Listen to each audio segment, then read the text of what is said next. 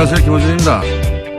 사립 유치원 문제가 여전히 안 풀리고 있습니다. 자유한국당이 관련 3법 처리를 반대하고 있기 때문이기도 하고 유치원 단체의 요구 사항 때문이기도 합니다.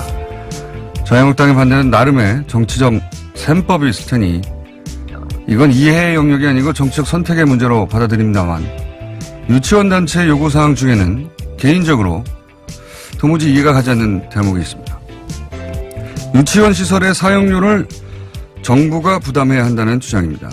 요즘은 그렇습니다. 교지와 교사, 그러니까 내 땅과 내 건물을 공익적 교육에 투입했는데 그래서 재산권 제한이 있으니 그로 인한 손실을 보상해줘야 한다.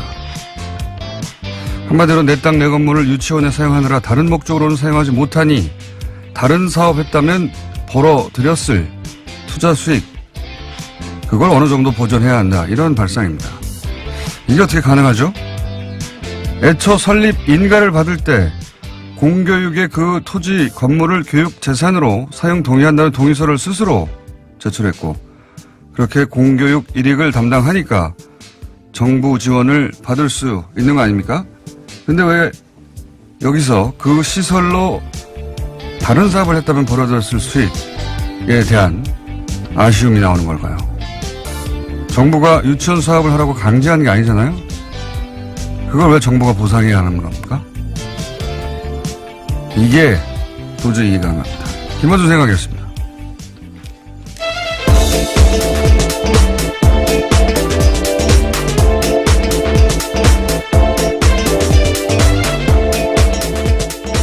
시사인의 김은지입니다. 네.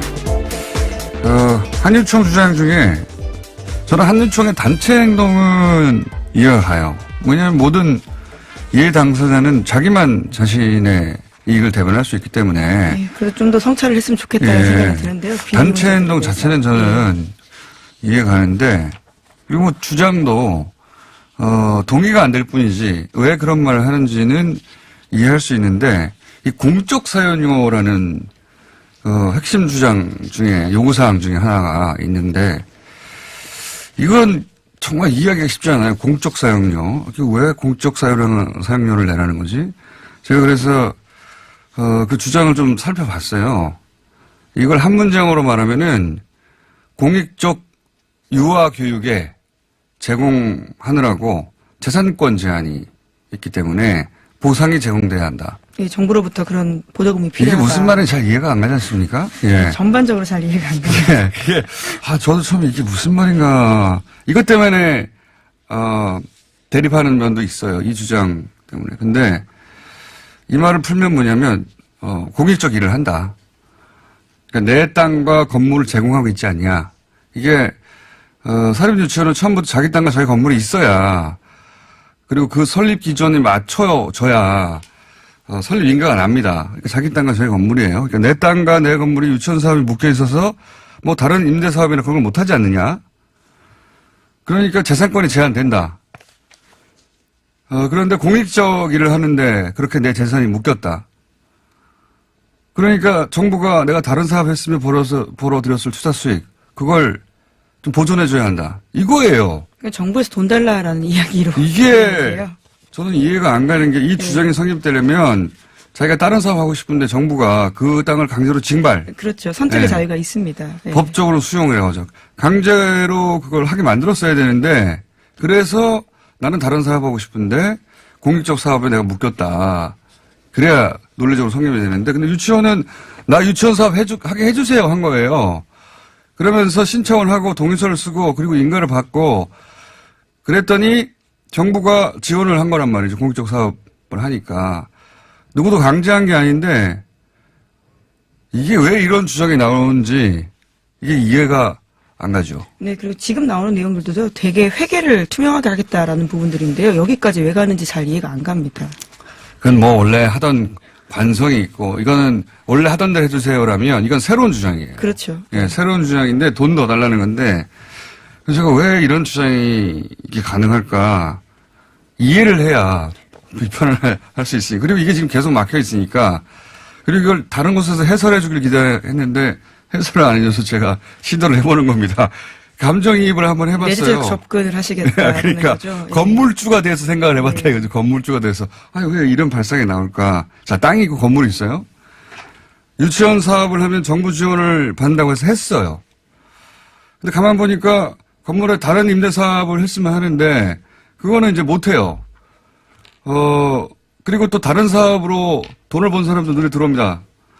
그러니까 이미 주어진 돈은 당연한 것이고 아쉬움이 생기는 거예요. 이거 다른 사업을 여기다 더 추가적으로 한다든가 혹은 전혀 다른 사업을 했으면 수익을 더 벌 수 있지 않았을까? 본전 생각 같은 게 있는 거죠. 이거는 왜 건물에 그 세입자가 들어와가지고 장사가 잘 되면 그거 내가 하면 잘 될 것 같은데 이런 건물주들이 있지 않습니까? 괜히 세줬다 내가 할 걸. 그래서 실제로 쫓아내는 경우들도 꽤 있습니다. 젠트리피케이션 같은 것들을 이용해서요. 그게 그거하고 그 건물주의 마음하고 똑같은 거예요. 그러니까 처음부터 건물주들이 자기가 그 장사를 거기서 식당을 했으면 왜 세를 해서 잘 될 것 같았으면 왜 세를 줬겠어요. 자기 할 자신이 없거나 그런 리스크 부담을 하기 싫어서 세를 준 거 아닙니까? 그러니까 그래서 세입자가 장사가 잘 되니까 근데 그동안 임대료를 준 세입자가 고마운 게 아니라 그걸 내가 했으면은 그 임대료 이상 벌었을 텐데 그래서 결국 쫓아내고 자기가 하다가 망하는 경우가 많죠. 네, 마음이라기보다는 심보라고 보는 게 나을 것 같은데요.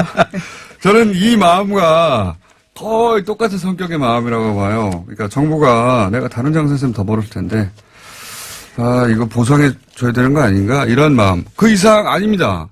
이게 저는 이건 절대로 정부가 협상에 의해서는 안 되는 대목이라고 보고 지금 안 되는 이유 중에 그러니까 협상이 진척이 안 되는 이유 중에 하나가 이거다. 이해가 안 돼서 이해해 보려고 노력해요. 예. 네, 내재적 접근이 딱히 성공하지 못했던 것으로 이해하겠습니다. 공적 사용료. 예. 이게 계속 등장하거든요. 해설이 없어서 제가 해설을 한번 시도해 봤어요. 왜 진척이 안 될까? 자, 첫 번째 뉴스는 뭡니까? 네, 미국이 남북 철도 연결을 위한 공동조사를 전폭적으로 지지한다라는 뜻을 밝혔다고 합니다. 첫 번째 한미 워킹그룹에서 나온 이야기인데요. 이도훈 외교부 한반도평화교섭본부장이 현지 시각으로 20일에 미국 워싱턴에서 스티븐 비건 대북정책 특별대표와 만났습니다. 이후에 이 본부장은 한국 특파원들과 만나서 이렇게 밝혔는데 미국 쪽이 남북 철도 공동조사 사업에 대한 전폭적 지지, 스트롱 서포트를 확인했다라고 밝혔다고 이야기했습니다.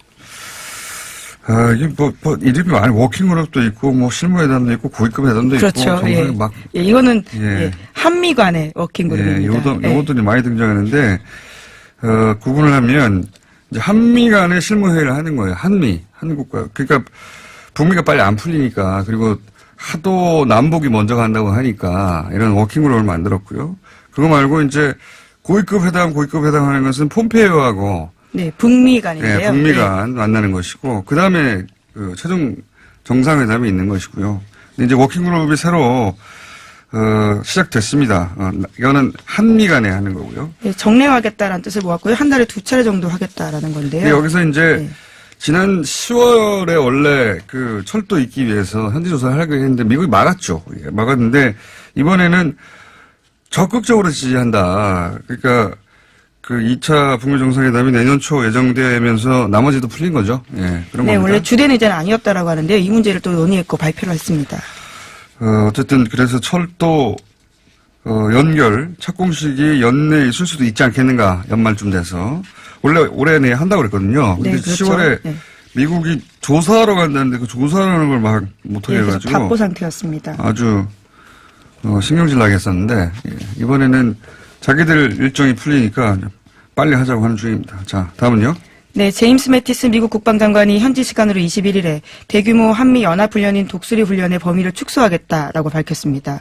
로이터 통신의 보도인데요. 매티스 장관은 기자들에게 독수리 훈련은 북미 외교를 저해하지 않는 수준으로 조금 재조정되고 있다라고 말했습니다. 이 독수리 훈련은 을지 프리덤 가디언 연습, 키리졸브 연습과 함께 3대 한미 연합훈련으로 꼽히고 있습니다.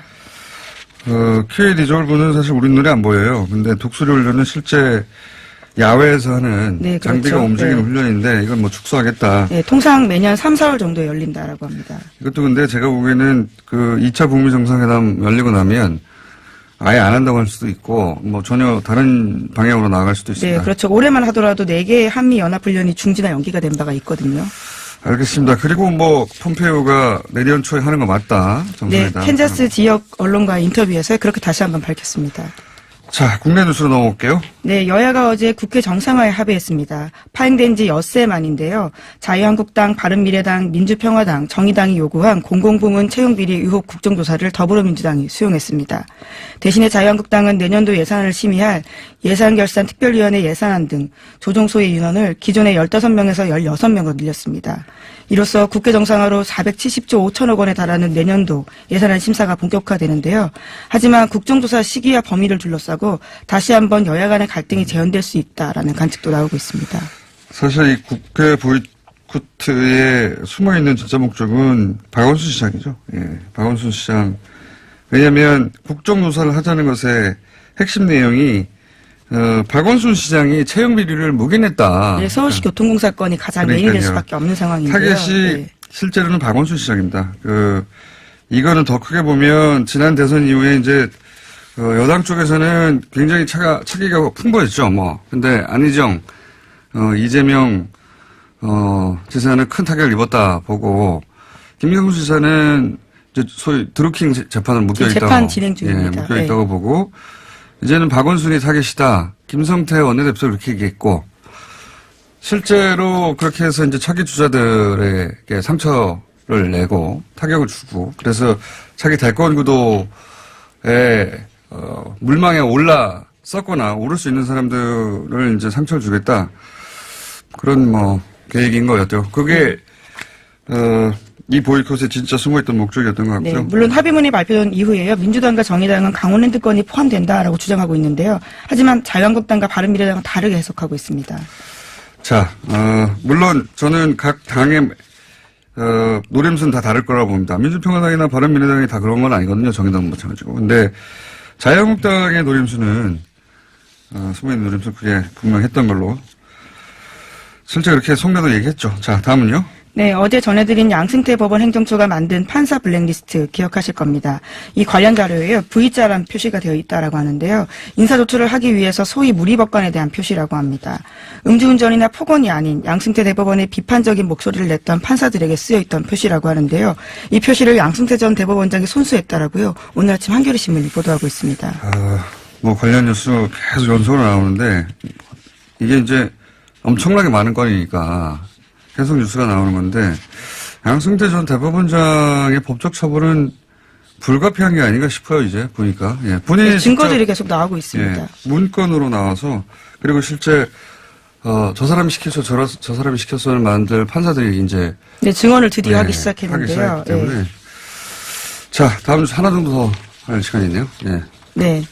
청와대가 정교조 법외노조 문제를요 내년 6월 전에 마무리 짓기로 방침을 정했다라고 합니다. 정교조 문제에 매듭 짓고요. 그리고 법외노조 문제는 지금까지 박근혜 정부 재판거래 한 사례로 거론되고 있는 겁니다. 그렇군요. 이 문제를 이건 너무 짧아가지고 그럼 하나 더 할 수 있습니다. 그럼 하나 더 소식 전해드리면요. 이른바 해경군 김 씨의 트위터 계정에 등록된 지메일 아이디와 똑같은 아이디가 포털사이트 다음에서 사용됐다라고요. 경찰 조사 확인됐다라고 합니다. 그리고 이 아이디의 마지막 접속 장소가 이재명 경기지사의 자택이었다라고 하는데요. 이에 대해서 이 지사 쪽은 다음에서 사용된 아이디는 트위터와 아무런 관련이 없다면서 수사기관이 사건과 관련 없는 개인정보를 흘리면서 심각한 위법 행위를 하고 있다라고 반발하고 있습니다. 이건 아주 불리한 상황이죠. 이재명 지사한테. 소위 스모킹 건이 되느냐에 대해서 굉장히 관심을 모으고 있는 사안입니다. 그렇죠. 왜냐하면 자택으로 나왔기 때문에. 근데 이제 이게 정치적 사건이 명백한데 속성이 또 IT 사건이란 말이죠. 그래서 그 의미가 정확하게 전달되지 못하는 기사가 꽤 많은데 예를 들어서 이 전화번호 꼽부는 것 같다, 이메일 앞자리가 같다, 또 이런 속성의 기사들이 공통적으로 간과하고 있는 것은 요즘은 이제 계정 만들 때, 전화번호 인증을 받죠. 혹은 전화번호 인증을 받는다는 건 안 해보신 분들 거의 없을 것 같긴 한데, 네이버의 아이디를 만들어도 전화번호를 입력하고, 인증번호가 나오고, 그걸 입력해야. 핸드폰으로 오죠. 핸드폰으로. 그러니까 자기 번호기 때문에, 그렇게 인증을 했다는 것은 계정 주인이 그 전화번호의 주인과 같다는 걸 인증하게 되는 거죠. 그래서 지금 전화번호 얘기가 계속 나오는 거고, 이메일 얘기가 나오는 거죠. 이메일도 이제 이메일로 날아가는 경우가 있고, 이메일 인증. 근데 이 계정이 만들어졌다는 2012년에는 그 트위터는 전화번호나 이메일 인증이 없었어요. 이게 제가 보기에는 검찰한테도 기소 단계에서 굉장히 골치 아픈 대목일까라고 보는데. 네, 해당 계정이 활동을 시작했던 2013년이라고 하는데요. 네, 말씀처럼 그때는 없었다라고 2010년, 합니다. 2013년에는 전화번호나 이메일 인증 자체가 없었기 때문에 그 말은 실제 주인이 아니더라도 그 번호 이메일 넣을 수 있었다는 얘기란 말이죠. 그러니까 이메일과 번호가 이메일이 같다고 계정주가 같다라고 특정할 수 없다. 이게 검찰한테도 제가 보기엔 왜냐하면 검찰이 공소 유지를 해야 되니까 좀 머리가 아플 것이고 그 지점을 간과한 기사들이 좀 꽤 많습니다. 이게 같기만 하면 네. 계정주로 특정된다라고 생각하고 기사를 쓰는데 그게 그렇지가 않다는 겁니다. 법정에서는. 네, 물론 다음 아이디를 자택에서 누가 사용했는지 대해서는요. 이 지사 쪽에서 해명을 못하고 있는 상황이긴 합니다. 그러니까 이 기사가 제가 이 말씀을 왜 드리냐면 이메일 계정 앞자리 같은 거 아닙니까? 그런데 그게 인증된 이메일이면 그걸로 사실 빠져나가기 힘들어요. 근데 대전제 인증이 안 됐다는 거예요. 그러니까 아무나 그걸 집어넣을 수 있었다는 거죠. 이게 제가 보기엔 검찰 기소 단계에서 골치 아플 것이고 그럼 뭐 트위터 본사에 연락하면 되지 않느냐. 그런 기사가 굉장히 많은데 근데 이제 트위터 본사는 어떤 계정주도 확인을 안 해줍니다. 이거는 할 수 있는데 안 해주는 게 아니고 트위터는 대면하고 계정을 열어주는 게 아니잖아요. 트위터 본사도 계정주가 누군지 몰라요. 그러니까 할 수 있는데 안 해주는 게 아니라 원래 해주지 않습니다. 이건 그냥 할 수 없기 때문에 더군다나 2012년에는 또 개인정보가 없이도 개설할 수 있었기 때문에 개인정보가 없어요. 그 계정에. 다만 로그 기록이 있습니다. 지금은 앞으로 한 1년 반 정도 되거든요. 통상적인 이런 IT 업체들이. 지금은 보관기간이 그 2013년 거는 지나갔을 것이고 최근 한 1, 2년 건 있을 수 있는데 그러니까 트위터 본사가 로그 기록을 주면 그거를 수사기관이 확보해서 그 접속 IP와 특정인의 동선이 일치한다. 최순실 태블릿 그걸로 확인한 거죠. 이렇게 수사기관이 확인할 수는 있지만 트위터 본사는 그런 걸 안 해줍니다. 그러니까 트위터 본사에 물어보면 다 해결된다. 계정주인 것도 계정주가 아닌 것도. 그건 사실이 아니에요. 네, 또 휴대전화를 확인하면 좀 좋을 텐데요. 그게 또 불가능한 상황이라고 하고 있습니다. 그러니까 이게 그렇다고 이재명 지사한테 유리하냐? 아닙니다. 거꾸로 이재명 지사가 아니라는 걸 입증하기도 불가능한 거예요. 제가 보기에는 공소 유지 차원에서 검찰도 골치가 아프고 방어도 골치가 아픕니다. 이거 관련해서는 시간이 없네요. 오늘 여기까지 하고요. 네. IT적 관점에서는 쉽지는 않다. 예. 공격도 방어도 그런 지점이 있습니다. 자, 오늘 여기까지 하겠습니다. 시사인의 김은지였습니다. 감사합니다. 얼마 전에 태양광 가짜뉴스 오해와 진실이라는 토론회가 열렸습니다. 왜냐? 최근에 보수 언론을 중심으로 그리고 인터넷상에서도 이 태양광 가짜뉴스가 굉장히 많습니다. 이 문제 민원위원회 김원경 사무처장과 잠깐 짚어보겠습니다. 안녕하세요. 안녕하세요. 네. 예. 이거 모르시는 분들도 많을 텐데 그런 예. 토론회가 있었다는 게. 예. 그러니까 태양광 관련한 가짜뉴스 혹은 신재생에너지와 관련한 가짜뉴스가 갑자기 최근에 많이 나오나 보죠? 예, 요즘 많이 늘어났어요. 네. 그러니까 뭐 굉장히 여러 가지 어려운 주제로 나오기 때문에 여러분들이 자세히 읽기에는 좀 귀찮으실 거예요. 그런데 결론은 하나예요. 결론은 뭡니까? 태양광이 오히려 인체에 해가 많다. 뭐 여러 가지 발암물질이 나온다 등. 예, 그런데요. 태양광 어디서 발암물질 나온다는 거예요? 전지에서. 태양광 패널. 예, 패널이 이제 패널이 되면은 그것에서 이제 그 발암물질이 있는 거, 중금속 이런 것들이 나온다라는 거. 그다음에 이제 효율성이 떨어진다. 뭐 핵에 비해서. 효율성은 뭐 높진 않죠. 네, 그런 여러 가지. 그러니까 지금 우리가 하고 있는 그 핵 발전보다 태양광이 결코 안전하지도 않고 그리고 효율성도 떨어진다. 뭐 이런 주장을 계속 여러 가지 버전으로 이제 내놓고 있는 거다. 이렇게 생각하시면 됩니다. 어쨌든 이게 그 문재인 정부의 이제 탈핵 시대 선언 네. 있었고 그 공론화위원회를 작년에 거치면서 네. 이 원전과 관련된 논의가 크게 한번 있었죠. 예. 네. 근데 뜬금없이 최근 들어서 태양광에 네. 대한 공격 기사가 많고 근데 그게 가짜다. 예. 그런데 우리는 사실 그런 기사를 보면 굉장히 혹하게 될 수밖에 없는 게요.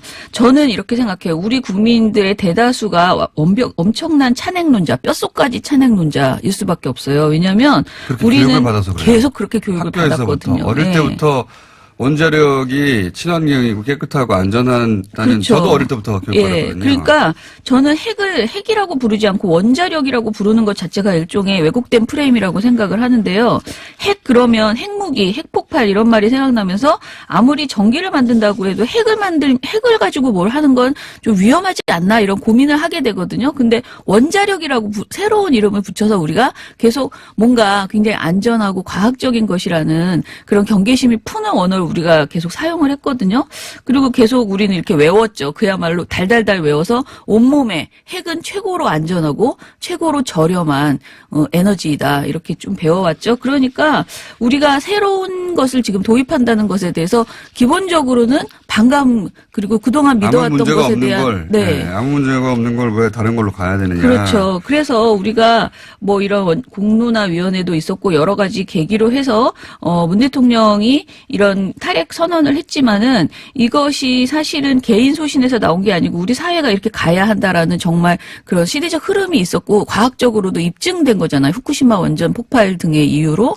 그러니까 이제 그 공론화위원회 결론은 이제 다시 되짚어 보면 기존에 짓던 건 마무리하는데 네. 앞으로 줄여나가자. 그렇죠. 이런 취지로 결론이 났는데 네. 그런데 근데 태양광 갑자기 관련 뉴스에 그 가짜 뉴스가 많다. 뭐 중금속 발암 물질 이건 어디서 나온 이야기입니까?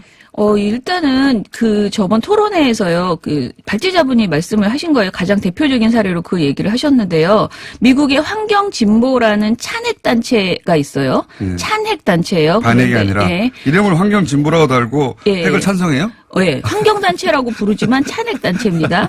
이곳에서 이 전략이군요, 이것도. 네, 이곳에서 이제 홈페이지에 태양광 패널의 환경 문제를 지적하는 그 글이 올라갔는데요. 이거는 미국 대학생이 쓴 글이라고 합니다. 그런데 이 내용을 작년 7월에 자유한국당 최연애 의원이 인용했어요. 그 대학생이 쓴 국정감사에서. 게 중요한 게 아니라 사실이 아니라는 거죠, 그죠? 말하자면. 예, 그렇죠. 네. 국정감사에서 인용했는데 중금속과 발암 물질이 함유된 태양광 폐패널 처리 대책이 미흡하다라고 이렇게 지적을 했습니다. 이걸 근거로 삼아서. 네, 예.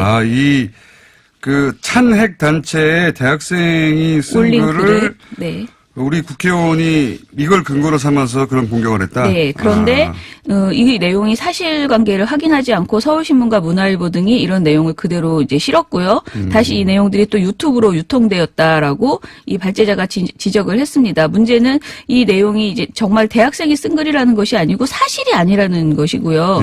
사실 이런 사례들이 굉장히 여러 건 있는데 뭐냐면 국회의원이나 여러 사람들이 어떤 발언을 해요. 그러면 언론이 그걸 받았을 때 앵무새처럼 옮기기만 하지 말고 팩트 체크를 해야 되잖아요.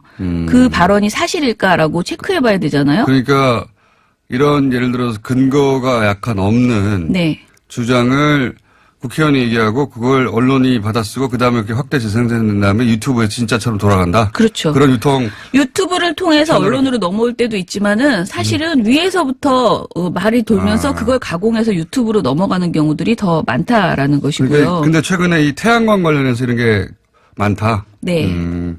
또 있습니까? 뭐 또 있는데요. 이거는 그 TV조선에서 나온 보도인데 10월 11일 날 자유한국당의 윤한홍 의원이 친여권 성향의 협동조합 3곳이 최근 5년간 서울시의 미니 태양광 사업의 보급 대수와 그 보조금의 절반 이상을 차지했다라고 주장했어요. 그러니까 친여권 성향의 이사장으로 있는 협동조합 3곳이 서울시의 그 태양광 사업의 보조금을 굉장히 많이 지금 가져가고 있다. 이거는 말하자면 친여권이 친재생 사업에 관여하고 그걸로 인해서 특혜를 받아가기 때문에 그렇죠. 특혜의 온상이다라고 그래서 신재생 사업을 하는 것이다라는 네. 취지의 공격이네요. 그렇죠. 예. 그러자 이런 발언을 이제 하니까 같은 날 중앙일보가 단독으로 제목이 보조금 86% 받는 서울 미니 태양광 친여 협동조합 3곳이 절반 싹쓸이라는 보도를 냈고요. 또 같은 날 TV조선이 저녁종합뉴스에서 제목이 또 서울 미니 태양광 친여 사업자의 편중이라는 걸 냈어요. 그리고 또 그 다음날 12일이죠. 동대문구청 추경 편성의 허인회 지원이라고 했고요. 그 다음 15일에도 또 범여 태양광 조합 정부 보조금 40% 차지라는 제목의 보도를 내거든요. 이건 그런 프레임이네요. 정부가 신재생 사업 주창하는데 그건 자기들이 특혜를 노리고 한 것이다. 그렇죠. 그 원전을 이제 비판할 때 한수원과 뭐 언론사와 광고비 네. 문제 이런 것을 거론하잖아요. 그거에 역공에 해당되는 생각이 그렇죠. 사실관계가 어떻습니까? 그런데 TV조선 그 보도에서 이 태양광 사업의 핵심에 친여권 인사들이 있다는 소문이 무성했다라고 하고, 뭐 사례들을 몇 군데, 3군데 정도를 이렇게 쭉 얘기를 해요. 그런데 모든 내용의 근거는 협동조합 이사장 3명이 친여권 활동 이력이 있다라는 것인데요. 그 그러니까 친여권 활동이 이력 있다는 것만으로는 특혜의 증거가 되지가 않아요. 그러니까 보조금을 부당하게 지원했다거나 이래야 되잖아요. 그런데 그 결론에 도달할 수가 없어요. 게다가 이제 태양광 사업 지원 제도 자체가 그것만 이해해봐도 이게 말이 안 되는 주장이라는 걸 말할 수 있는데요. 서울시의 미니 태양광 발전기 설치는 시민이 업체에 설치 신청을 직접 해야 돼요. 업체를 직접 신청한다고요? 업체를 시민이 결정하는 네네. 겁니까? 그리고 업체가 서울시 자치구의 설치 대상을 확인을 하고요. 여기 할 수 있냐라고 물어보고 대상을 확인한 후에 서울시 자치구가 시민이나 시민의 동의를 얻은 업체에 보조금 지급을 하게 되어 있습니다. 그러니까 시민이 원하는 업체를 선정해서 신청하면 이에 대한 보조금을 시와 자치구가 지원하는 것이거든요. 그러니까 특정 업체에 몰아주기 자체가 사실상 불가능하다라는 것이죠. 그래서 시민들의 설치 신청이 늘어나면 당연히 지원금이 늘어날 수밖에 없어요. 그런데 2015년에 비해서 최근에 이 설치 신청이 늘어난 거예요. 그러니까 지원금도 많이 늘어나게 이제 나간 것이죠. 이것에 대해서 지금 계속 알겠습니다. 억지를 부리는 거죠. 취지는 그러니까 그 신재생 태양광 비롯해서 신재생 에너지에 대한 공세가 지금 가짜뉴스의 수준으로 네. 거세다. 왜 이런다고 보십니까? 일단은 저는 언론의 문제만 주로 얘기하는 사람이잖아요. 근데 언론이 왜 이렇게 찬핵에 공을 들이고 있을까 생각을 해보면요. 저희는 광고와 연관이 있다고 그렇게 보고 있습니다. 언론은 광고로 먹고 살잖아요. 예, 그런데. 언론의 관점에서 보면 그렇게 보이신다. 예, 그런데 이제 윤종호 전 의원이 한수원에서 제출받은 자료에 따르면 한수원이 언론사와 광고와 지역단체 후원비 등 홍보금으로 2014에서 16년까지 총 204억 원을 사용하거든요. 그리고 지난달에 노컷뉴스에서 공개한 바에 따라도 2017년에 한수원이 인쇄광고비로 조선일보에 1억 2,900만 원을 집행을 했어요. 그래서 거의 모든 언론에 이렇게 나눠주기 식으로 이제 쭉 광고를 집행을 하거든요. 알겠습니다. 언론 감시센터니까 그래도 한 가지만 더 말해야 되는데. 그래요? 이제 끝나셔야 되는데. 꼭 한수원 광고 때문은 아니고요. 사실은 그 뒤에는 이 원전 사업에 가담되어 있는, 같이 활동하고 있는, 원전이 없으면 정말 큰일 나는 그런 대형 건설사들이 너무나 많아서요. 그들의 광고도 있다는 거예요. 그러니까 한수원 광고 고작 그것만으로 이렇게 할 수는 없다라고 생각을 하고요. 가장 큰 일은 사실은 이 정부의 어떤 정책 중에서 비판할 수 있는 고리라고 생각해서 또 이제 보수 언론들이 이 주제를 그렇겠죠. 예, 네. 접근한다고도 생각을 합니다. 그러니까 뭐 문재인 정부의 그 핵심 정책 중에 하나 탈원전이니까 그러니까요. 거기에 대한 공세도 있고 근데 태양광에 집중하는 것은 제가 보기에는 이런 그러니까 정치적 관점입니다. 이건 그 미디어적 관점이 아니라 박원순 시장을 타겟으로 하는 것도 있네요. 예. 예. 박원순 시장 이 다음 아주 많이 이게 연관되어 있습니다. 그렇죠. 서울시에서 이걸 적극적으로 하기 때문에 그러니까 정치적 관점에서 해석하자면 다음 타겟은 박원순 시장인가 보다 하는 시그널이 굉장히 많습니다. 자, 오늘은 여기까지 하겠습니다. 민원위원 김원경 사무처장이었습니다. 감사합니다. 왜냐하면 이어진 주제거든요. 오랜만에 민주당 김영건 의원 나오셨습니다. 안녕하십니까? 예, 안녕하세요. 네. 농민을 대표하고 또 한우 농가들을 대변하시는 분인데 갑자기 이 재생에너지 문제를 들고 나오셨어요. 예. 이 가짜뉴스 얘기하다가 태양광 관련 가짜뉴스, 신재생 가짜뉴스 굉장히 많다. 지금 방금 전해드렸는데 예. 최근에 예. 특정 시점에 특정 뉴스가 갑자기 막 증폭하면 이유가 있는 거죠. 예. 근데 오늘은 이 재생에너지 문제 어떤 게 있기 때문에 이거 들고 나오신 겁니까? 제가 작년에도 예결위원회하고 올해도 예결위원회를 하는데요. 예결위원장에 들어와서 이제 일부 여당 의원들 중에는 예. 주구장창 원전 얘기만 해요. 그래요? 네. 거의 이렇게 듣고 있으면 거의 이게 원전 마피아와 연결이 되어 있거나 아니면 본인의 신념일 수도 있죠. 그러니까 원전에 대한 그래도 애정. 예. 그래도 이게 핵분열에 대한 관심. 주제가 그러니까 예결위는 대한민국 전체를 다 다루잖아요. 예. 그러면 여러 가지 문제를 함께 얘기를 할 텐데 들어와서 발언할 때마다 처음부터 끝까지 원전 얘기만 하는 거예요. 그래요? 예, 그런 분들이 계세요. 그래서 이게 참 이상하다. 그러니까 원전과 뭔 연결이 있거나 아니면 그 문재인 정부의 그 에너지 전환 정책을 공격 흠집내는데 그 자체의 목적이 있거나. 네, 둘 예. 다일 수도 있겠죠. 그래서 돈 문제도 있고 그다음에 그럴 수도 이 있죠. 정부에 대한 공격의 소재도 예. 되고 일석이조. 예. 그런데 세계적으로 이 에너지 전환 문제는 이미 하나의 거대한 흐름이거든요. 예. 그러니까 전 세계적으로 보면 지금 가장 큰 관심사는 기후 환경 문제거든요. 원래 그 인천에서 IPCC 그 UN 환경기구 총회가 열렸는데 그 1.5 특별선언을 채택했거든요. 네. 그게 뭐냐 그러면 기후 온도, 지구의 온도 상승을 1.5도 범위 내에서 막아보자. 네. 그러기 위해서 인류는 무엇을 해야 할 것인가 하는 선언인데 이게 이제 전 세계 가장 큰 흐름이거든요. 그리고 거기에 따라서 그러니까 이제 세계의 주요한 기업들이 자발적으로 알리100이라고 그러니까 신재생 에너지를 100% 사용해서 기업 활동 전체를 하겠다. 그러니까 공장, 사무실 뭐 이런 모든 활동을 예. 그러니까 신재생 에너지를 사용해서만 하겠다는 선언을 2014년도에 해요. 기업들이 모여가지고. 예. 그런데 지금 현재는 제가 어젯밤에 그 알리100이라는 그 단체에 다시 들어가 봤거든요. 그러니까 예. 그 친환경적으로 만든 부품만 사용하자 이런 겁니까? 기업 활동을 하는데 필요한 에너지, 사무실을 운영하고 공장을 운영하고 모든 그 활동 있지 않습니까? 네. 거기에 사용하는 에너지를 신재생 에너지로만 쓰겠다는 선언이에요. 아, 그렇군요. 그러니까 화력과 어려운 일이네. 예, 화력과 원자력을 쓰지 않고 네. 신재생 에너지를 가지고 기업 활동 전체를 하겠다. 몇 년도까지라는 선언이에요. 거기 보면 2050년도까지 자기네는 어떻게 하겠다. 기업들이. 기업들이 그 기업 선언에 참여한 기업들이 어떤 기업들이 있냐면 우리가 아는 기업들 굉장히 많아요. 이케아, 애플, 뭐 켈로그, 코카콜라, 존슨앤존슨, 뭐 GM, BMW, 야, 이거 애플. 어려운 선언인데. 그러니까 예. 자기들이 사무실 운영하고 자기들 공장 돌리고 예, 자기 관련 건물 여기에 들어가는 모든 에너지는 신재생 에너지로만 하겠다. 에너지로만 쓰겠다라는 선언이에요. 예. 몇 년도까지. 예, 그런데요. 그런데 그 선언을 예. 2014년도 뉴욕에서 예. 세계 기후 그룹이라는 거기 이제 그 주간이 있거든요. 그 주간에서 그 선언을 했고 거기에 이제 민간 기업들이 참여하기 시작을 해서 자발적으로 전 세계 주요한 기업들이 그러한 선언을 해요. 예.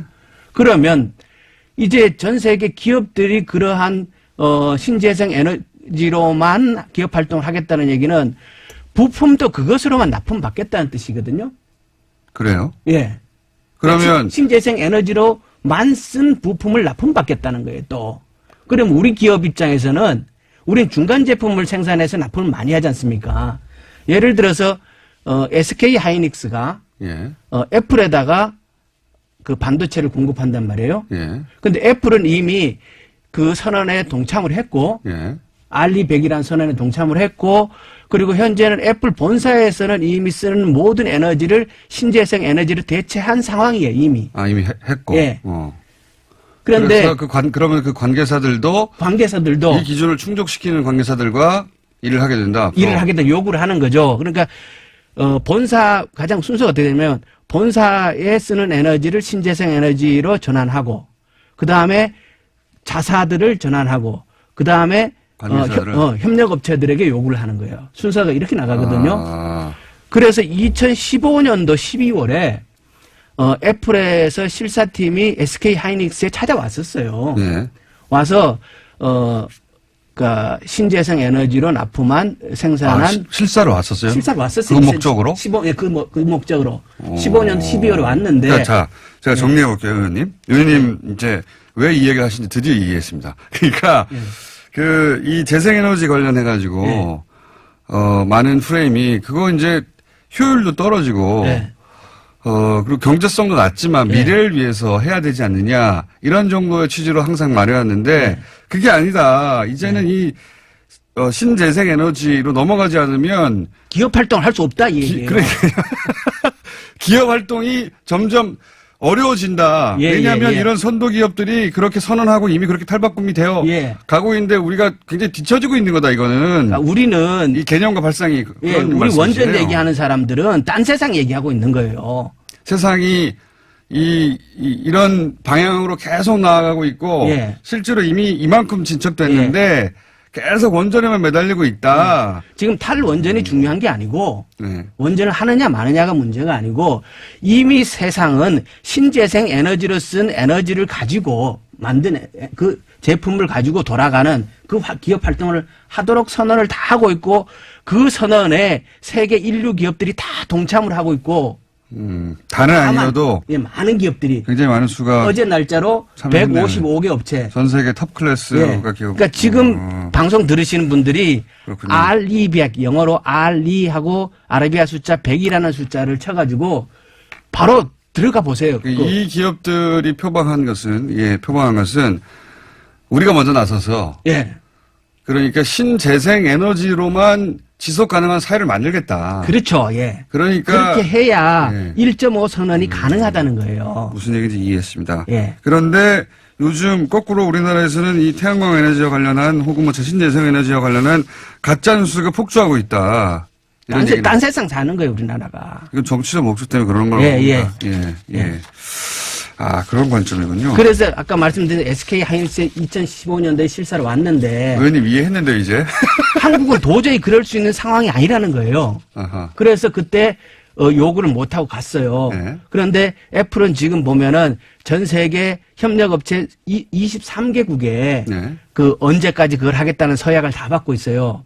그러면 애플이 언제까지 SK 하이닉스의 반도체를 공급받겠냐는 거죠. 우리가 전화를 안 하면. 무슨 얘기인지 알겠습니다. 그러니까 이게 경제적 관점에서도 왜냐하면 이 탑클래스의 기업들이 계속 여기 동참하고 있기 때문에 경제적 관점에서도 큰 문제다 이제. 이게 자꾸 제가 더 얘기를 할게요. LG화학에서 전기배터리를 생산합니다. 전기배터리 생산해가지고 BMW에 납품을 하는데 BMW에서 한국에 찾아왔어요. 신재생 에너지로 생산한 전기 배터리를 납품을 해라. 그리고 한국엔 현재 여건이 전혀 안 돼 있지 않습니까? 그 LG화학이 그 공장을 폴란드로 이전을 해가지고 생산을 하려고 하다가 계약 자체가 무산됐어요. 다시 LG화학에 지금 폭스바겐에서 전기 배터리를 생산한 재생에너지 생산한 전기 배터리를 납품해라라고 요구를 하고 있어요. 그러면 우리나라 지금 현재 여건은 우리 신재생 에너지 그 세계 에너지 기구 조건으로는 2%밖에 안 돼요. 신재생 에너지 비율이. 우리 지금 국내 기준은 7%라고 얘기하는데 이것은 폐열을 이용한 열합병 에너지까지 포함해서 그런 거지 국제 기준에는 2%밖에 안 되거든요. 알겠습니다. 그러니까 전혀 공급할 수 있는 형태가 안 되니까 기업들이 지금 삼성도 해외 공장에서는 몇 년도까지 100%를 도달하겠다라는 얘기만 해요. 국내에는 아무런 대책이 없는 거예요. 아, 오히려 해외에서 그렇게 하겠다고 하고 있고, 국내 기업도, 왜냐면 해외에서 그걸 요구하니까. 해외에서 하니까. 세계적 추세이기도 하고. 근데 국내에서는, 거꾸로 가고 있다는 말씀이시네요. 국내에서는 신재생 에너지 생산 기반도 너무 약하고, 그 다음에 우리는 에너지 공급망 자체도 그 제도가 안 되어 있는 거예요. 의원님, 준비된 시간이 끝났습니다, 이제. 그래요? 끝난 지 한참 지났는데, 왜냐면 저희가 원포인트로 가짜뉴스와 더불어서 이 신재생 에너지를 전혀 다른 관점에서 얘기하고자. 나 이 얘기 할 얘기 너무 많은데. 그럼 한 번 더 오실게요. 너무 아쉬워하지 마시고요. 오늘 문제의식은 충분히 전달됐습니다. 대신 또 모시겠다는 말씀을 또 약속드리겠습니다. 이 주제가 전혀 들어보지 못한 얘기라서, 리프레싱 합니다. 감사합니다. 더불어민주당의 김영건 의원이었습니다. 예, 고맙습니다.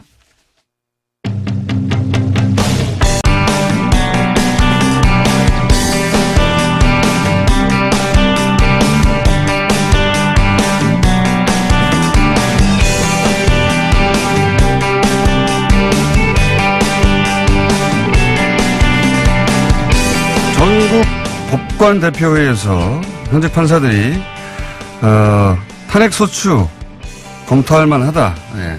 그런 결의를 했죠. 검토해야 한다. 그런데 이 탄핵 소추위원이 되어야 할 국회 탄핵 시 법사위원장이 법관 탄핵을 강하게 반대하고 있습니다. 네. 민주당 박주민 최고위원 연결돼 있습니다. 안녕하십니까? 예, 안녕하십니까. 시간이 좀 짧아가지고요. 네. 이 문제 관련해서는, 지난번 연결했을 때도, 본회의에 이게 올라가면 법사위원장이 반대하는데 이게 잘 진척이 되겠냐, 얘기했었는데 실제 반대를 하고 있습니다. 네. 이렇게 법사위원장이 반대하면 국회에서 이 법관 탄핵하는데 어렵지 않습니까? 어떻습니까, 실제? 실제로 탄핵안이 본회의에 올라가고 의결하는 거는 이제 본회의에 바로 올라가기 때문에요. 법사위원장의 도움이 필요 없습니다. 예. 근데 국회에서 의결을 하면은 예. 그게 헌법재판소로 넘어가지 않습니까? 그렇죠. 예. 박근혜 전 대통령 때도 그랬죠. 그래서 예. 마지막에 이제 다들 기억하시겠지만 뭐 박근혜 대통령을 파면한다 이런 식의 이제 선고 문구가 나오면 진짜 이제 탄핵이 되는 건데 예. 헌법재판소로 넘어갔을 때 검사 역할을 해주는 사람이 그렇죠. 바로 법사위원장입니다. 지난번에는 권성동 법사위원장이 탄핵에 동의했기 때문에 맞습니다. 그 역할을 수행하는데 문제가 없었는데 이번에는 네. 검사 역할을 해야 할 여성구 법사위원장이 판사 출신으로서 탄핵은 말도 안 된다. 사법농단은 없었다는 입장이잖아요. 네. 그 당시에 이제 권성동 법사위원장의 경우에는 탄핵에 찬성을 해서 예. 탄핵소추위원단이라는 걸 만들어서 자기 혼자 이제 위원회 역할을 한 게 아니라 야당, 예. 그 당시 야당, 그러니까 탄핵이 정말 적극적이었던 야당의 국회의원들을 같이 팀으로 만들었습니다. 저도 박주민 의원도 그래서 포함되어 팀으로 있었죠, 그때. 있었거든요. 예. 예. 그리고 대리인, 즉 변호사, 국회의원들 도와서 실질적으로 업무를 하는 대리인을 꾸리는데도 그 당시 야당, 그러니까 뭐 저희 더불어민주당이나 이런 정당의 추천을 또 받아서 대리인단도 공동으로 꾸렸습니다. 예. 그러니까 이제 굉장히 좀, 잘 진행이 될 수 있었던 부분이 있는데, 방금 말씀하신 것처럼 현재, 법사위원장인 여상규 의원의 경우에는, 탄핵에 대해서 반대할 뿐만 아니라 아예 사법농단이라는 게 있지 않았다라는 정도의. 그렇죠. 원천 무효에 해당되는 거죠. 예. 예. 만약에 이제 이분이 검사 역할을 맡았을 때 제대로 그러면은 할 것이냐, 또 예전처럼 여당의 참여나 다른 야당의 탄핵에 찬성했던 다른 야당의 참여를 보장해 줄 것이냐, 그런 부분에 있어서는 약간 회의적인 건 사실입니다. 예. 근데 이제 그게 법사위원장의 이제 개인 소신인데 국회가 의결을 하는 사안인데 그 법사위원장 개인 의견으로 반대 의견을 가졌다고 해서 이 전체 절차에 실제로 어떤 관계를 할 수 있을까요? 사실 뭐 저희도 그래서 국회가 의결을 하게 되면은 그 의결 사항을 부여받아가지고 임무를 수행하는 역할이 되기 때문에 본인의 소신대로만 활동을 하게 되면 정치적인 부담이 굉장히 크겠죠. 오늘은 또 여기까지만 해야 될 것 같습니다. 계속 짧아집니다. 네. 하지만 이 문제 계속 연결하겠습니다. 감사합니다. 네. 박주민 네. 의원이었습니다.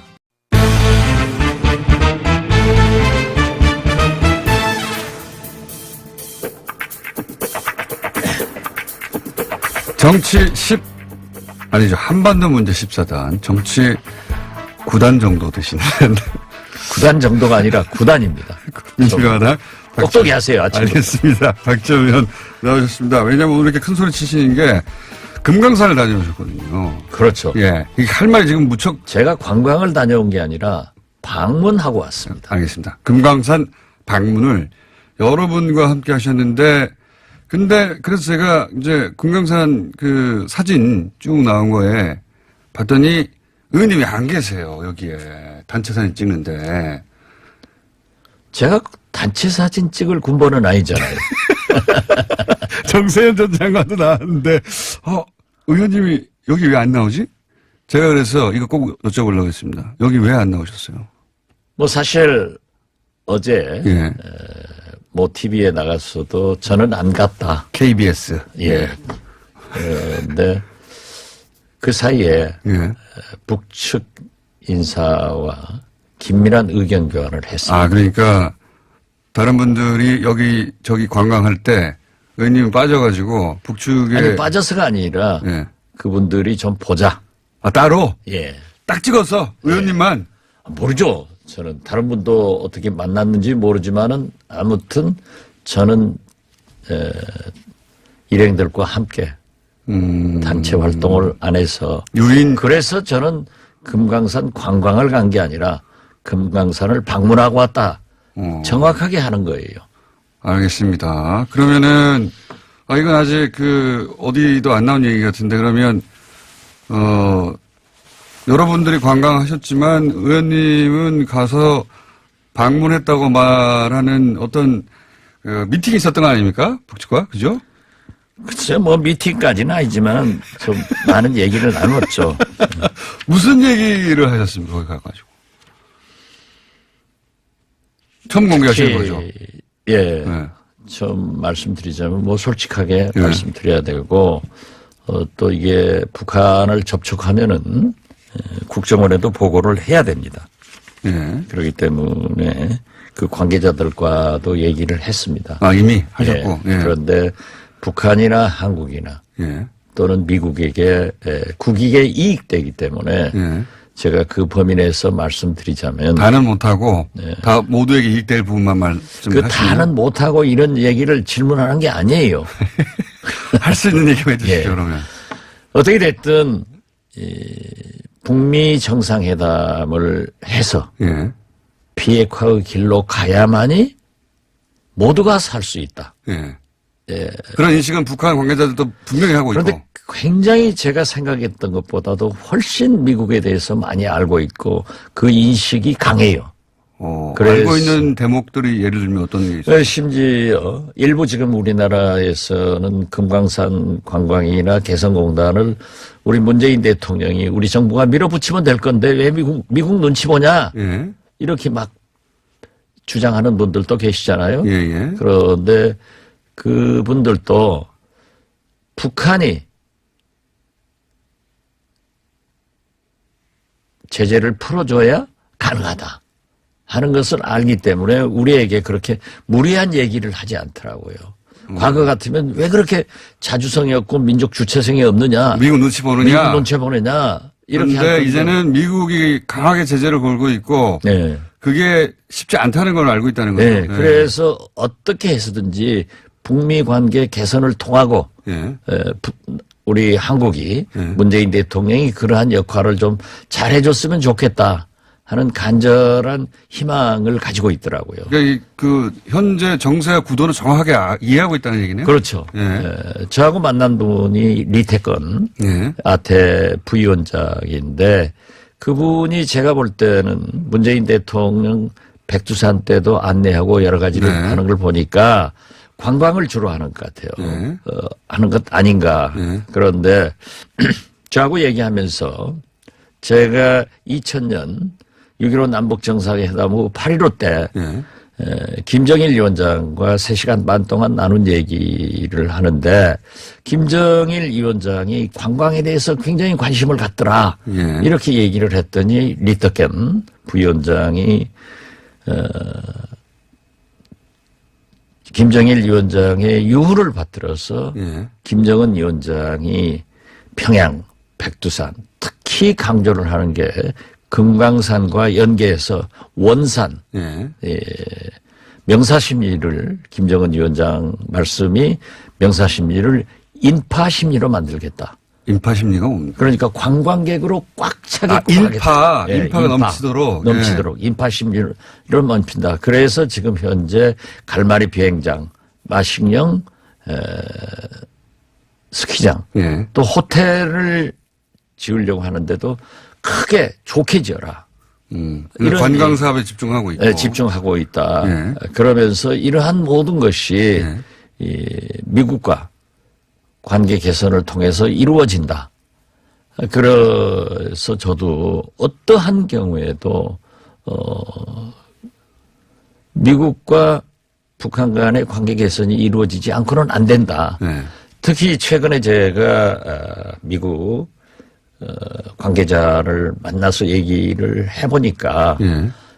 김영철 부위원장의 고위급 회담, 예. 폼페이오와의 폼페이오와의 회담을 굉장히 오라고 했다 하더라. 미국이 원한다 지금. 예, 그렇죠. 빨리빨리 하자고. 빨리 하자고. 예. 그런데 왜 지난번에 김영철 부위원장이 안 갔느냐? 예. 비행기표까지 사놓고 예. 까지 안 북한에서 갔느냐? 이제 취소했다고 하니까. 예, 북한에 취소한 거 맞더라고요. 맞는데 가서 하루 만에 끝날 문제가 아닌데 그날 만나고 그 다음 날 바로 트럼프 대통령 브라파로 가니까. 트럼프 대통령을 만나지도 못하니까. 예, 만나지 못하니까 그래서 안 갔다. 그래서 이번에는 미국에서 21일까지 18일부터 20일 사이에 11월 와라. 예. 그렇지 않으면은 28일까지 와라. 중간에 땡스기빙이 있으니까 땡스기빙 이제 베케이션 할라데이가 있으니까 미국 사람들은 일 안 하죠. 일 안 하죠. 예. 그러니까 와라. 예. 그렇게 미국 해서- 쪽에서 일정을 던졌어요, 이렇게. 예, 던졌어요. 예. 그러는데 내가 듣고 있기로는 김영철 부위원장이 망설이고 있다. 가서 북한에 대한 미국 경제 제재 완화를 요구할 것인데 예. 안 들어줄 것 아니냐. 예. 이런 얘기를 제가 했어요. 가서 얻어올 것이 없다 이거죠. 분명치 않으니까 예, 예. 북한 입장에서는 망설여지는 거죠. 망설여지는 것이다. 예. 그러나 가야 된다. 그래도 가야 된다. 가서 폼페이오 장관에게 경제제재 완화를 요구하고 왜 우리가 지금까지 했던 것을 다 다시 한번 강조하고 제가 생각할 때는 뭐 북한에서 아직 공식적으로 발표는 안 했거든요. 예. 영변의 핵 생산을 지금도 의심하고 있기 때문에 예. 그걸 폭파해라. 예. 그리고 최소한도 ICBM도 폭파해 주는 것이 예. 예, 북한에 대한 북한이 미국에 대한 대해서- 감동적인 조치다. 이렇게 했을 때 트럼프 대통령은 지금 미국 여론이 굉장히 나쁘거든요. 예. 비핵화 진전 속도에 대해서. 그 한국이나 미국은 여론 정치가 될 수밖에 없는데 그것을 여론을 좀 호전시키는 일을 해줘야 된다. 예. 그래서 만약에 고위급 회담을 해서도 잘 안 되더라도 가야 된다. 그렇게 하고 반드시 김정은 위원장이 답방해라. 서울 답방? 예. 아, 그 말씀도 하셨어요? 그렇죠. 그게 제가 역점을 두고 한 거죠. 어. 역점을 두고 근데 하면서. 이제 북한 입장에서는 부모 관계도 안 풀리는데 답방을 하는 게 맞나 또 플러스 뭐 그 안전 문제라든가 뭐 이런 걱정을 하지 않을까요? 근데 딱 옳은 지적을 하셨는데요. 예. 지금 이 트럼프 대통령은 북한도 잘 알고 있더라고요. 결국 민주당 대선 후보한테 이길 수 있는 차별화는 예. 북한 해결 문제밖에 없다. 예. 그렇기 때문에 2년 일정에 맞춰서 하는데 그렇겠죠. 당연히. 예. 자기들은 경제 제재 완화가 급하단 말이에요. 네.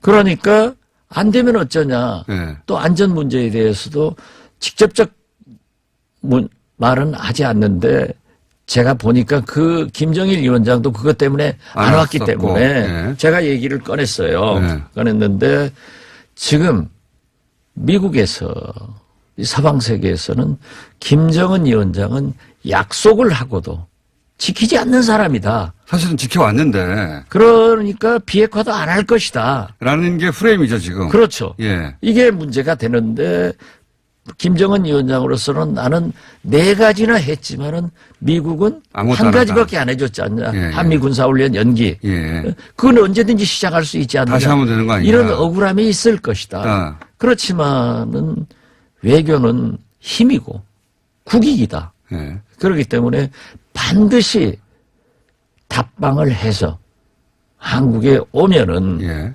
미국에 대한 메시지가 된다. 전 세계에 세계에 대한- 대한 메시지다. 그렇죠. 나는 약속을 지키는 사람이다. 계속 지켜왔다. 예. 그렇기 때문에 트럼프 대통령도 약속을 지키라. 하는 메시지가 되는 거다. 전 세계적인 메시지가 될 수 있죠. 그렇죠. 예. 그 안전 문제 지금 말씀하셨잖아요. 예. 거기에 대해서는 김대중 대통령이 나한테 가르쳐 주더라. 100% 찬성받으려고 하면은 실패한다. 성공할 수 있는 길은 못 가르쳐 주지만은 실패할 수 있는 길은 가르쳐 주는데 100% 찬성받으려고 지지받으려고 하면 실패한다. 그런 건 없죠, 세상에. 51% 지지를 받고 49%가 반대하면은 승자가 되고 그런다고 바보처럼 49% 지지받고 51% 반대하면은 선거에 지는 거다. 예. 그런데 지금 최근 경향신문 여론조사에 의하면은 김정은 위원장의 답방을 우리 국민 87%가 찬성을 하고 있습니다. 그건 뭐 여론조사 기관마다 다르긴 하지만 80여 % 이상 예. 맞습니다. 그래서 제가 그 예. 얘기 했어요. 우리 국민의 70, 80%가 환영을 하고 있다. 예. 반대가 20, 30% 있다. 예. 그 반대가 있는 것은 당연한 것 아니냐. 어쩔 수가 없는 겁니다. 그리고 예, 다양한 김정은 사회에서는. 위원장도 태극기 부대 알고 있다. 예. 나도 이해한다라고 했지 않느냐. 그러니까 와서 약속을 지키는 지도자로 다시 한번 강조를 해야 된다.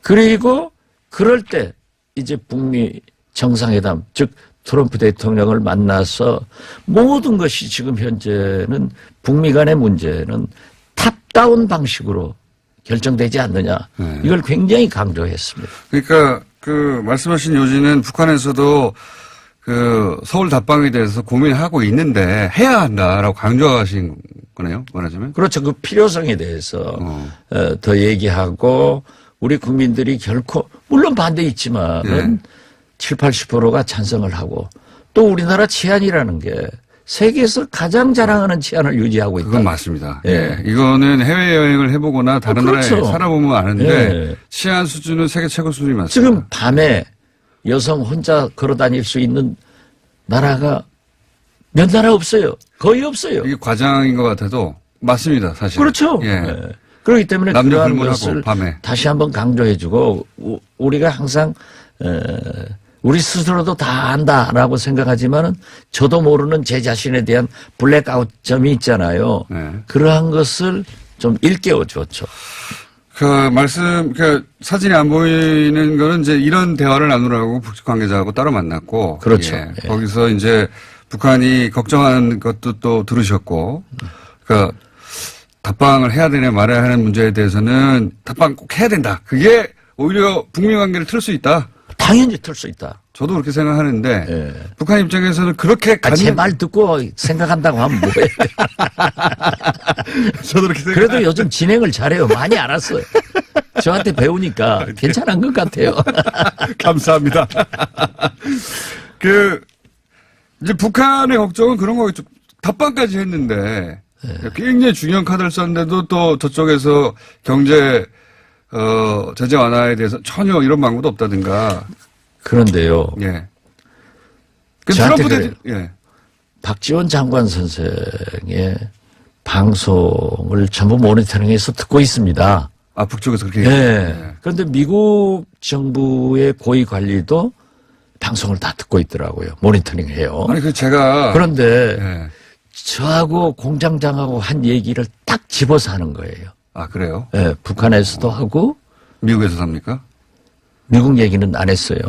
아, 좀 전에는 미국에서 듣고 있다고 하셨죠. 그런데 예. 그 얘기를 하더라고요. 지금 트럼프 대통령이 재선을 하려면은 예. 클린턴도 오바마도 힐러리도 못한 것을 맞습니다. 내가 했다. 70년 동안 풀리지 않았고, 바로 최근에 본인이 싫어하고, 그 다음에 항상 공격하는 오바마 대통령, 클린턴 대통령, 이런 사람들 다 못하고 내가 한다. 이거 하고 싶은 거잖아요, 이 지금. 우월주의가 네.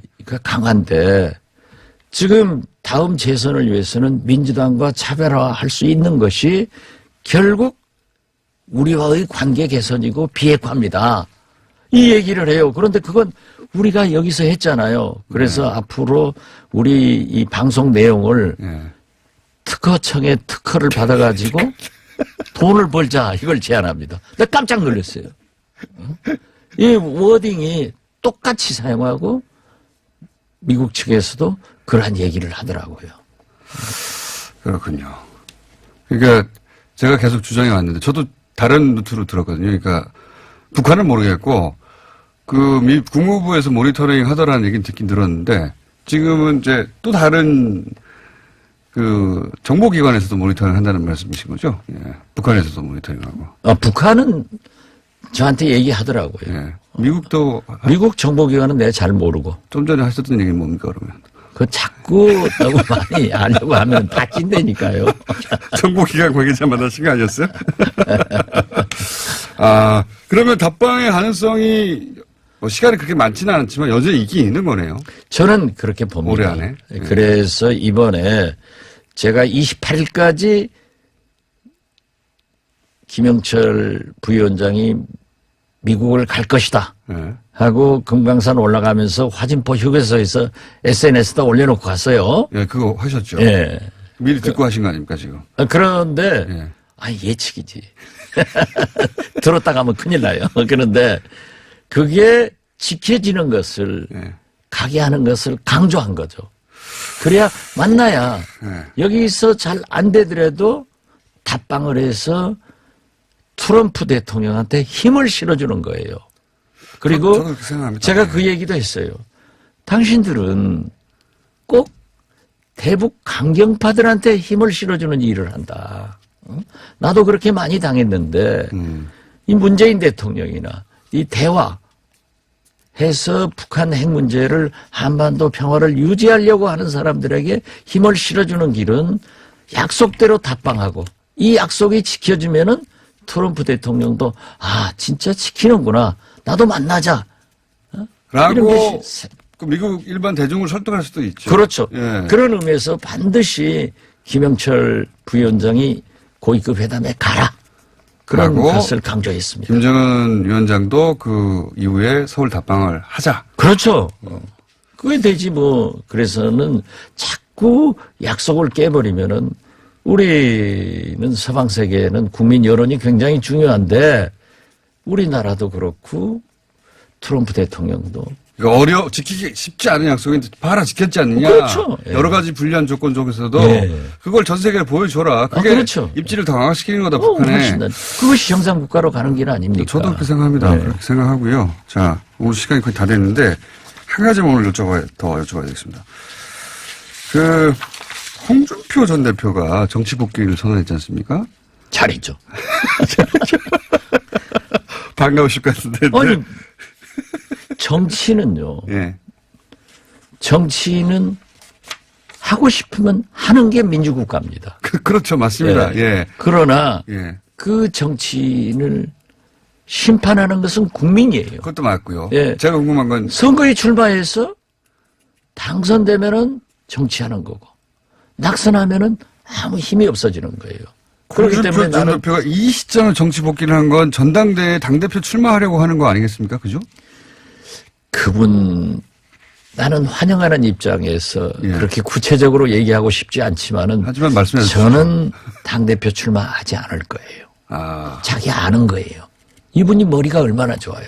자기가 당대표 나오면 떨어진다는 것을 아는데 나오겠어요. 이렇게 키워가지고 대구로 갔잖아요.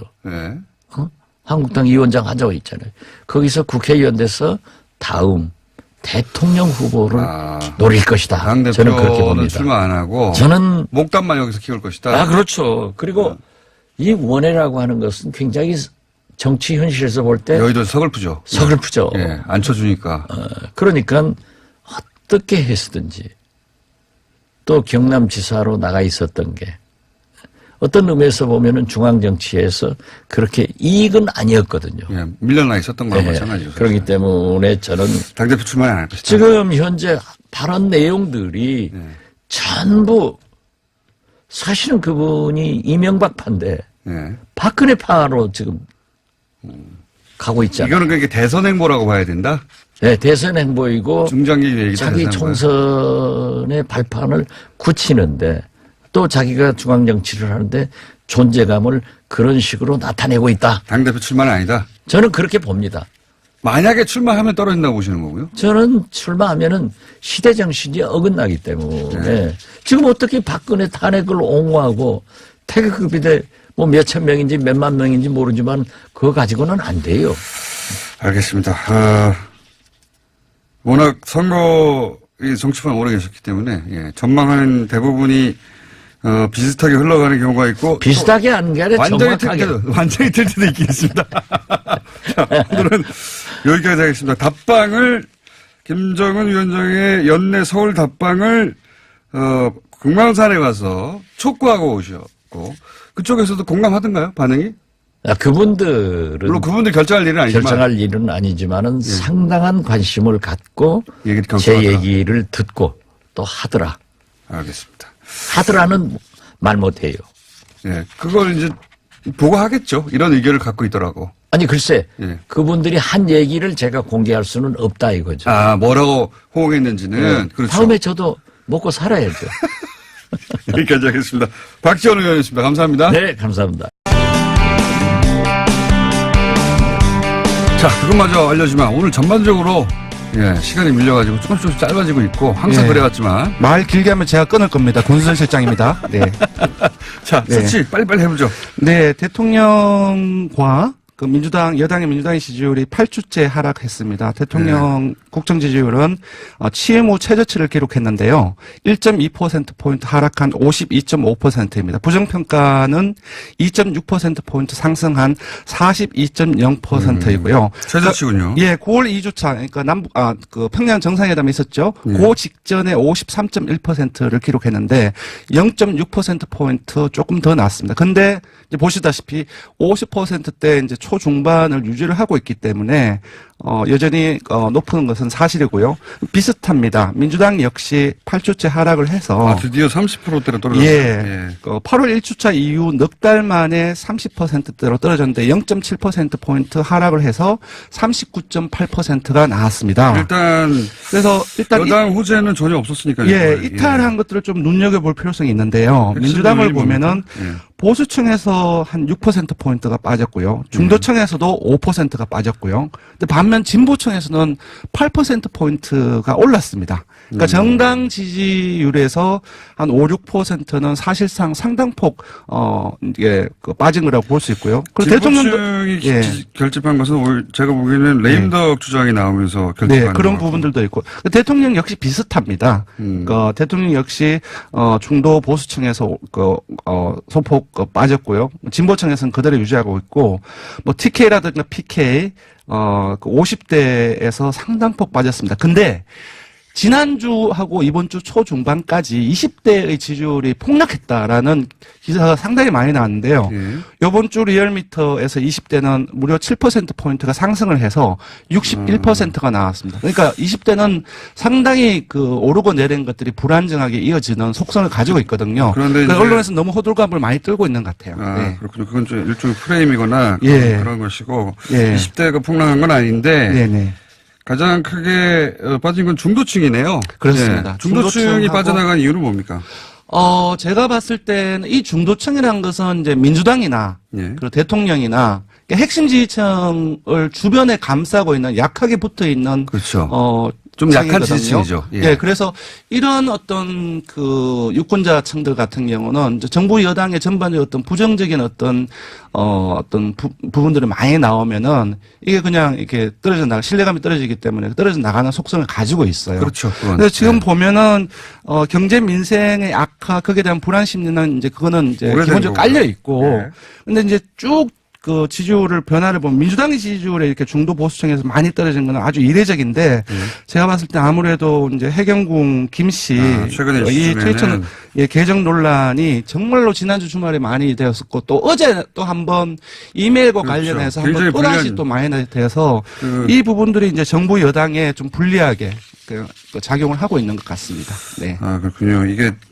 당에서 중도층이 떨어져 나가는 경우는 잘 없는데 요인은 해경궁 씨. 이건 사실 민주당 그리고 대통령 여당의 불리한 소재가 확실하죠.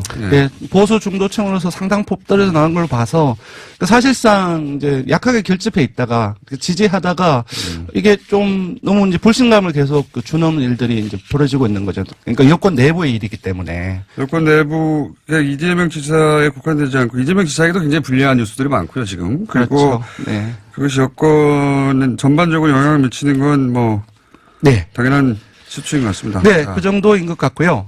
이제 한국당이 계속 오르고 있습니다. 0.9%포인트 상승해서 22.6%고요. 이건 역시 이제 지난주에도 비슷한데, 한 2년 전에, 이거 최순실 태블릿 PC 그 직후에 기록한 때 이후로 수치도 돌아갔네요. 최고치입니다. 아, 그러네요. 예. 예. 조금씩 결집하고 있고 일단은 이제 경제가 어려운 상황 속에서 경제 공세가 계속 몇 달 동안 계속 먹히고 있습니다. 그러니까 이 프레임을 어떤 정부 여당에서는 경제가 어렵기 때문에 또 뒤집기는 상당히 어려운 부분들이고요. 그런 부분들이 효과가 있고 무엇보다도 좀 반사익 부분들은 이게 또 있는 재작년이에요. 거고요. 네. 재작년 수치로 한국당이 네. 되돌아갔다는 건 네. 한국당 입장 그리고 한국당 지지자 입장에서는 네.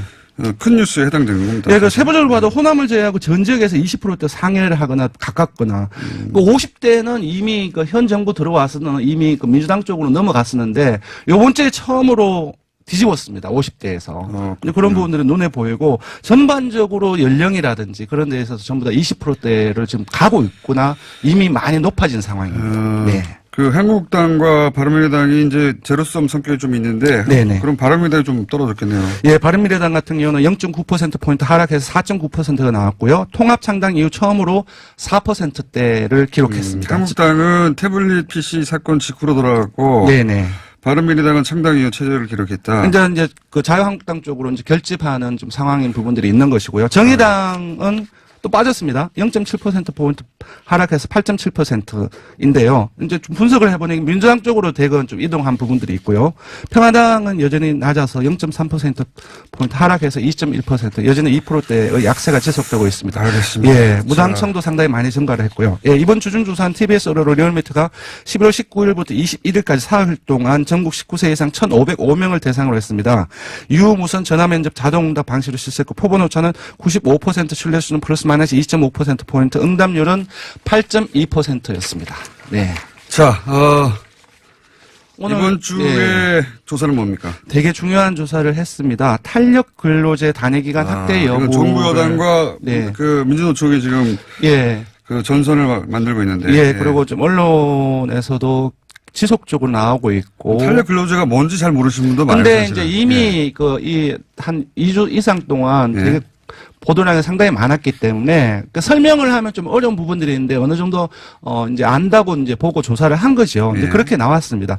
그래서 결과를 보면은 그 일이 몰리는 성숙이라든지 신제품 출시라든지 그런 어떤 집중 근로가 있는 기업을 고려해서 찬성한다. 예를 들면 에어컨 설치 기사가 네, 맞습니다. 여름에 네.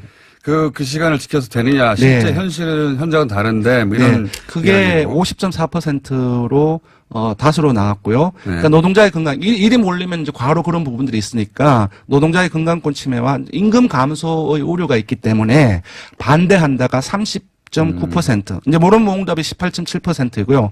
전반적으로 지금 이제 민심은 이 부분에 대해서 좀 찬성 여론이 오차범위 바뀌기 때문에 우세한 상황이라고 볼 수 있을 것 대부분 같습니다. 정의당 지지자를 제외하고는 네. 대부분이 아니라 그 천사 우세가 그렇습니다. 많을 것 같아요. 일단 뭐 진보층을 포함해서 모든 뭐 이념 성향 그리고 민주당 지지층, 무당층에서도 이제 대다수가 우세한 상황이고요. 그렇군요. 그러니까 정의당 지지층하고 학생 같은 경우는 이제 반대가 좀 많이 나왔습니다. 예. 알겠습니다. 이건 이슈로 저희가 따로 뉴스공장에서 다루기도 해야 되겠네요. 근데 네, 여론조사는 일단 이렇게 나왔습니다. 그렇습니다. 지금까지 일련 밑에 권순정 실장이었습니다.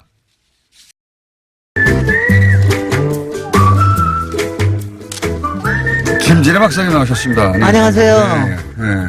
오늘 삼성 얘기를 한다고 그러니까 시간을 조금 더 확보해준다고 얘기를 열심히 노력한다고 그러던데 여전히 18분밖에 안 남았네요. 평상시보다도 한 2분 정도 늘었어요. 네. 왜 이렇게 삼성 얘기를 좋아하시는지. 네.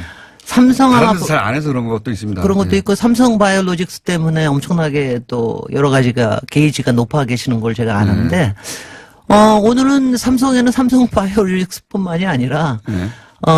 위장 계열사 사무 건축도 있다. 또 사실 그쪽 이제 분야에 계시니까. 네네. 아니, 이게 문제가 된 건 한 2년 전부터예요. 2년 전에 한겨레에서 좀 크게 실었고, 그거 가지고 공정거래위에, 신고를 했습니다. 그래서 조사 의뢰를 했는데, 그게 누구였냐면 바로 김상조 현재 위원장입니다. 그게 이제 경실 개혁연대에서 예. 해가지고 했는데 이런 의혹 자체는 진짜 오래된 거고요. 뭐 의혹 자체는 30년 됐죠. 네. 3, 근데 40년 그때마다 됐는데. 문제 없다 이렇게. 그리고 특히 이걸 조사를 한 게 1999년인가 하여튼 그때 두 번인가 굉장히 세게 조사를 했는데도 그때도 의혹 없다 이러고 나왔죠. 바로 공정위에서. 공정위에서. 예, 공정위에서 그런데 다 이제 털어졌죠. 공정거래위 위원장 되시고 난 다음에 1년 만에 이제 나왔는데 이게 근데 뭐 김상조 위원장이 공정위 갔더니 이제 갔으니까 드디어 이제 제대로 했죠. 저기를 한 거죠. 근데 실상은 이렇습니다. 이게 이제 왜 문제가 됐느냐면 2014년에 네. 원래 있던 사무건축이라는 회사가 삼성에서 다시 편입을 했어요. 네. 그래서 자회사로 만들었는데 그때 너무 싸게 샀다라는 문제 제기가 있었어요. 네. 뭐 몇십억 안 주고 샀는데. 근데 이게 업계 1인데. 업계 1인데 그리고 연간 한 2,500억에서 3,000억 사이에 매출이 있는 그런 회사인데 사실 뭐 전체 회사로는 굉장히 작은 회사인데 그런데 왜 이렇게 싸게 샀느냐. 여기서부터 이제 문제 제기가 돼가지고 그때 보니까 뭐 내부에 녹취록이 다 나왔어요. 그러니까 원래는 의혹이 있었는데 다 공정위에서 털어졌다가 네. 결정적으로 2014년에 삼성이 이 회사를 아예 자회사로 만들면서 그 이전에 상관없다 그랬거든요. 네. 그러면서 뭐가 드러났느냐 하면은 네. 이제 차명 주주였다라는 게 다 드러났죠. 그러니까 이제 이게 이건희 회장의 네. 재산이었는데 말하자면 삼성 그 사실상 계열사였는데 네.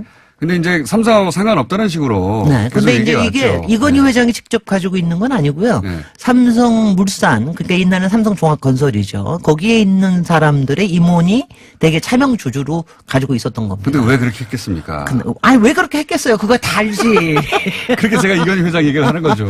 그런데 이제 그런데 제가 문제 제기하고 싶은 거는 뭐 이제 이런 거예요. 이제 그것만 관심 있으시겠지만 그러면 애초에 왜 이걸 따로 했냐? 왜 그냥 보통 삼성 그쵸. 안에서 했으면 저도 되지. 그 대목은 이해가 안 갔어요. 근데 그게 왜 그러냐면 이제 건축사법에 이게 이렇게 돼 있어요. 건축 설계사무소는 건축사만이 오픈할 수 있고, 네네.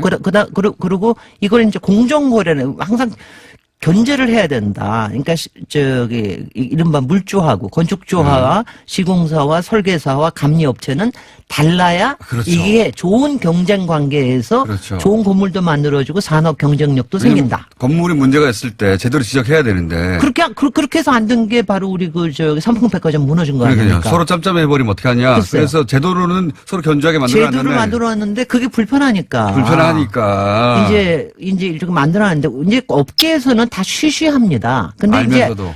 이제 근데 이건 뭐냐면 그러니까 특수관계일 것이다 정도만 생각을 해요. 왜냐하면 삼성 거를 거의 다 받아갔거든요. 그러니까 자기네들 매출의 50-60%가 항상 삼성 계열사에서 나온 거니까 여러분이 알고 계시는 유명한 거 다 여기서 설계했습니다. 그러니까 가령 예컨대 지금 삼성 본사.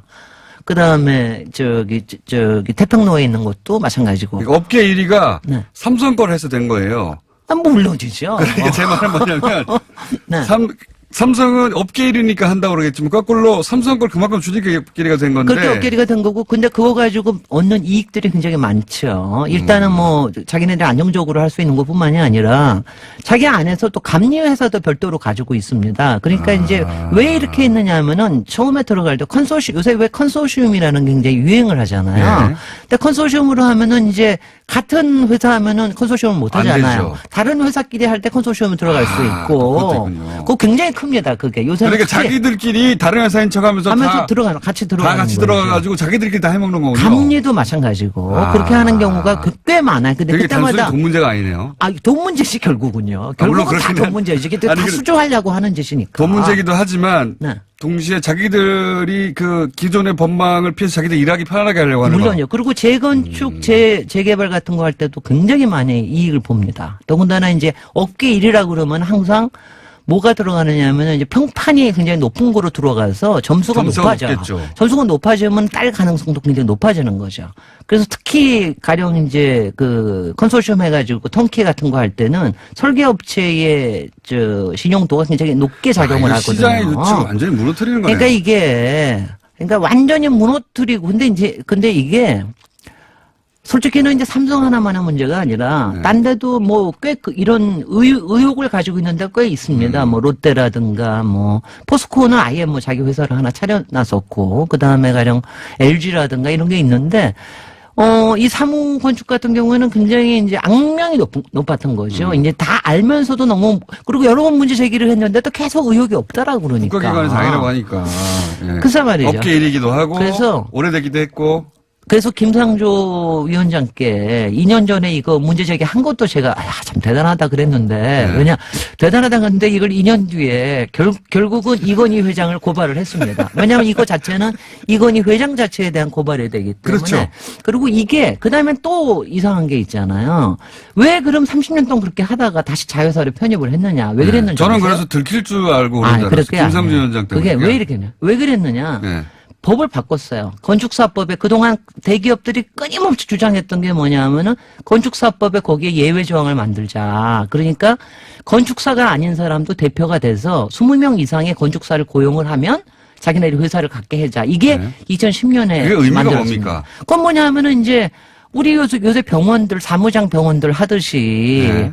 이거를 전문가들을 아래 휘하에 두고 전문가 아닌 사람이 위에서 경영만 할 수 있게 하는 거죠. 그렇게 되면 뭐냐면은, 네. 이른바 전문성을 고집하기보다는 경영을 더 경영에 관심을 갖게 되니까, 뭐 딜하기도 좋고 이러는 거죠. 아니, 건축사가 아니어도 대표를 할 수 있게. 대표를 할 수 있게. 있고, 그 일반 그렇게 회사를 해가지고 만드는 법이 걸. 만든 다음에 이런 것들이 많이 생겼어요. 근데 그러면 지금 요번에는 또 왜 문제가 됐느냐? 네. 이번에 왜 문제가 됐냐면 지금 또 김상조 위원장이 네. 공정거래법을 바꾸겠다고 그러잖아요. 네. 공정거래법 요번에 바꾸는 안 중에 하나가 그 소유주가 특히 이제 대기업의 그 소유 이재용 같은 사람이 20% 이상 가지고 있으면 내부 거래로 다 보겠다. 그 다음에 앞으로는 계열사에서 받는 게 20% 이상이면 이 회사 매출의 20% 이상이면 다 내부 거래로 봐가지고서는 앞으로는 때리겠다. 이게 지금 공정거래법 위에 올라온 거예요. 만약 이 법이 통과가 되면 이제 이런 문제들이 다 좀 해소가 되겠죠. 그렇게 되면 이제 삼성에서도 사무건축을 자회사로 가지고 있는 게 오히려 더 힘들 수가 있어요.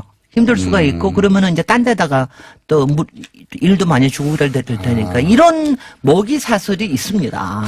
그래서 이런 먹이 사슬을 이게 뭐 건축과 도시가 굉장히 멋있다고만 내가 와서 재밌고 흥미롭다만 얘기하는 게 아니라 이런 얘기를 평소에 하고 싶은데 얘기를 못 하고 정확한 소재가 있다가 나왔네요. 김상조 위원장 덕분에 이 얘기가 나와서 제가 오늘 사부 건축을 같은 마음으로 고발을 하면서 다음에 요에 관련된 이런 정말 설계가 잘 돼야 건축이 좋아지는 거니까. 김진애 박사님이었습니다. 안녕. 안녕!